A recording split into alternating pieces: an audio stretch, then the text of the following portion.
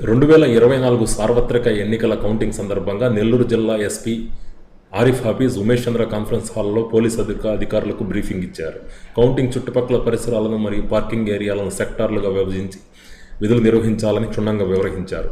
Counting ప్రక్రియ పటిష్ట భద్రత నడుమ సర్వం సన్నిద్ధమని తెలిపారు. 3 ఇంచుల భద్రత, మొబైల్ పార్టీలను మోహరించి నిరంతరం పటిష్టమైన నిఘా ఏర్పాటు చేశామన్నారు. జిల్లా వ్యాప్తంగా 144 సెక్షన్ అమల్లో ఉంటుందన్నారు. రౌడీ షీటర్ను, ట్రబుల్ షూటర్స్ను ప్రత్యేక నిఘా ఉంచాలన్నారు. జూన్ 3 సాయంత్రం 6 గంటల నుండి 5వ తేదీ ఉదయం వరకు డ్రై డేగా నిక్కచ్చిగా అమల్లో ఉంచాలన్నారు. జిల్లా వ్యాప్తంగా 2 రోజుల పాటు నాకాబందీతో పాటు లాడ్జీలలో, హోటల్లో తనిఖీలు నిర్వహించాలన్నారు.